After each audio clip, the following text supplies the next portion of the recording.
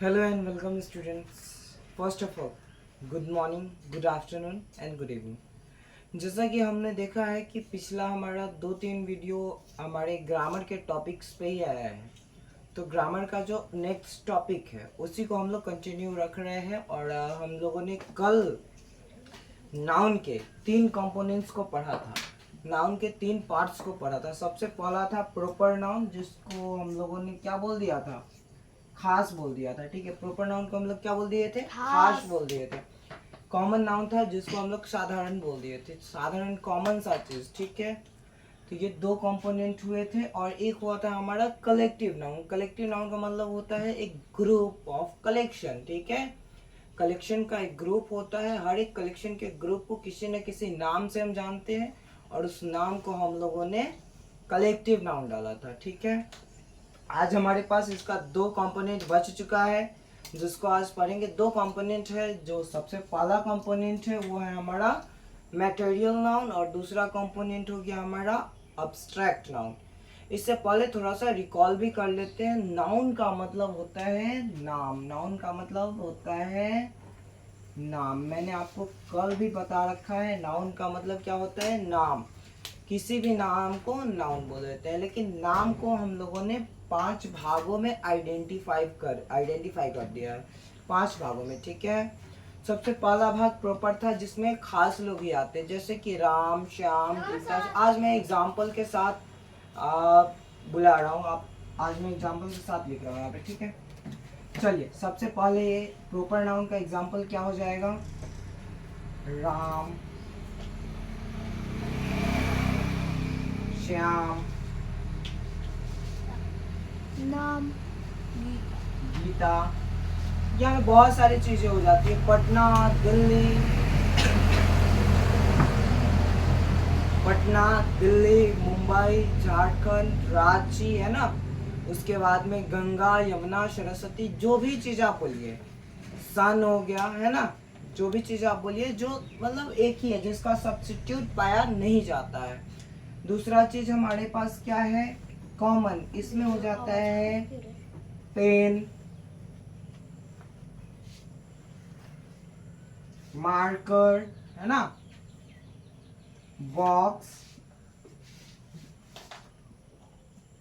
Bag, ये सारी चीजें इसमें आ जाते हैं। ठीक है, एक बार आप देख लीजिएगा, इसको नोट डाउन करने का भी कोशिश आप लोग कर लीजिएगा। ज्यादा होगा तो आप पॉज करके नोट डाउन करिएगा, क्योंकि अगर मैं यहाँ पे नोट डाउन करने के लिए आपको दे दूँ तो फिर वीडियो जो है काफी लंबा बन जाएगा। ठीक है, सो दैट अब कलेक्टिव में क्या आ जाता है, ग्रुप्स आ जाता है। इसमें सबसे पहले आ जाता है BUNCH, बंच। बंच मतलब होता है लकड़ियों का गुच्छा। ठीक है, लकड़ी का बंडल, जिसको हम लोग बंच बोल देते हैं। अगला आता है आर्मी,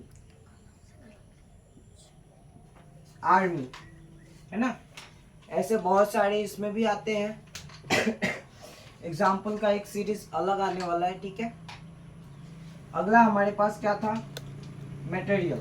आज हम लोग मटेरियल को समझते हैं बच्चों।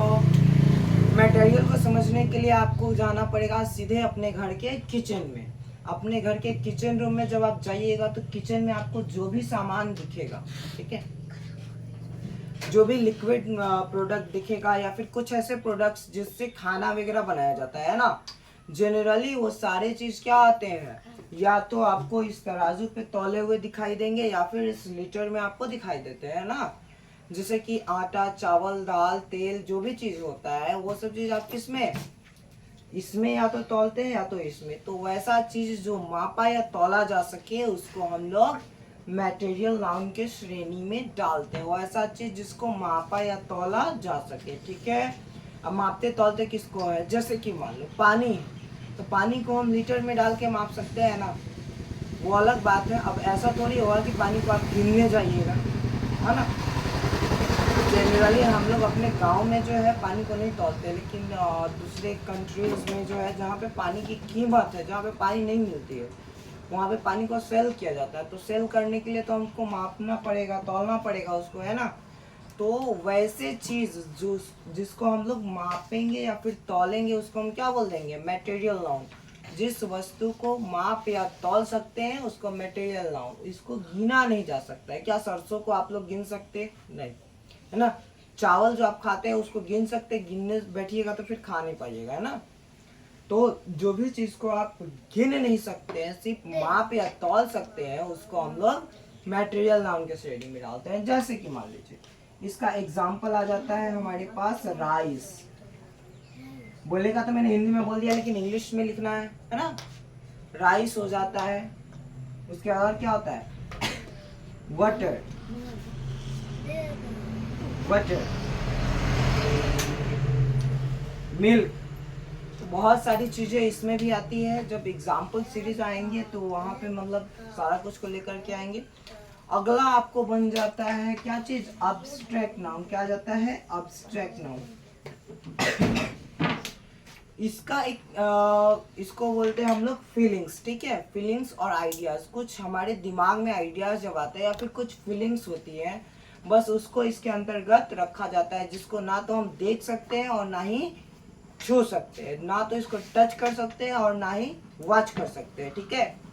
Don't touch not to watch, don't touch not to watch, ठीक है। ना तो इसको देख सकते हैं और ना ही इसको छू सकते हैं, ठीक है।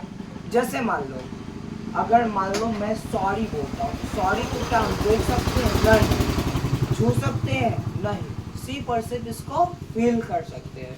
दूसरा वर्ड आता है आपका हुर्रे। जब बच्चे ज़्यादा खुश हो जाते हैं, ठीक है, तो ये वर्ड्स का यूज़ करते हैं, ठीक है। खेल के जब जीत जाते हैं तो यूज़ करते हैं।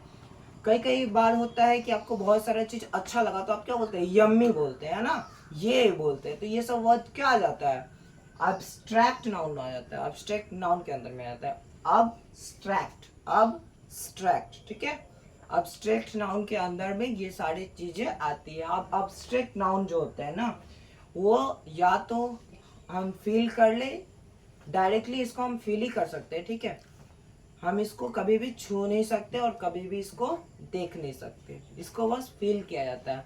किसी की खुशी में अगर हमारे पास कुछ अलग फीलिंग आ रही है तो उस फीलिंग का कुछ ना कुछ नाम होता है, ताकि हम दूसरों तक अपने दिक्कतों और परेशानी को एक्सप्रेस कर सके, दूसरे समझ पाए कि हमें क्या हो रहा है, ठीक है। नहीं तो फिर जानवर और इंसान में अंतर ही क्या रह जाता है, ठीक है। अब्स्ट्रैक्ट नाउन ही है जो इंसान और जानवर में अंतर स्पष्ट करता है, क्योंकि जानवर अपने फीलिंग को एक्सप्रेस नहीं कर सकते। उनके पास भी फीलिंग्स होती है, उनके पास भी फीलिंग्स होती है, लेकिन क्या है, वो उस फीलिंग को एक्सप्रेस नहीं कर सकते। लेकिन हम इंसान अब्स्ट्रैक्ट नाउन का यूज करके फीलिंग को एक्सप्रेस कर सकते हैं, ठीक है। मान लो किसी का सर दर्द हो रहा है तो वो उस फीलिंग को एक्सप्रेस करेगा ना। किसी को ज्यादा खुशी हुई तो वो उस फीलिंग को एक्सप्रेस करेगा, है ना। दूसरों को बताएगा कि हाँ मुझे खुशी हो रही है, इस बात को लेकर के वो बताएगा। लेकिन जानवरों में ऐसा नहीं हो पाता है। जनरली वो इंसानों से कम्युनिकेट नहीं कर सकते, उन लोगों का अलग भाषा होता है जो ना तो हमें समझ में आता है और ना हमारा भाषा सही से उन्हें समझ में आता है, ठीक है। तो अब्स्ट्रैक्ट नाउन के अंदर में आ जाएगा आपका यम्मी, यम्मी, हुर्रे, हुर्रे, ठीक है, ये इट। तो ये तो था हमारा नाउन का कंपोनेंट्स, जो कि हमने 3 कंपोनेंट्स कल पढ़ा था, 2 कंपोनेंट्स आज पढ़ा था। इसी को हम लोग बोलते हैं क्या चीज, काइंड्स ऑफ नाउन। क्या बोलते हैं, kinds of, kinds of noun. इसी को हम लोग काइंड्स ऑफ नाउन के नाम से भी जानते हैं। नाउन के कितने काइंड्स होंगे, तो नाउन के टोटल 5 काइंड्स होंगे। नाउन के टोटल कितने काइंड्स होंगे, तो नाउन के टोटल 5 काइंड्स होंगे, ओके। तो आप लोग इसको याद कर लीजिएगा अच्छे से। आज का होमवर्क यही है आपका कि इस 5 को आप अच्छे से याद कर लीजिए। और मुझे नहीं लगता है कि इसमें से कोई भी कंपोनेंट आपको समझ में नहीं आया होगा। अगर कुछ नहीं आया है फिर भी तो आप हमसे संपर्क कर सकते हैं या फिर कमेंट बॉक्स में अपना क्वेरी आप लिख सकते हैं। तब तक के लिए bye bye, thank you, take care. फिर मिलते हैं अगले वीडियो में।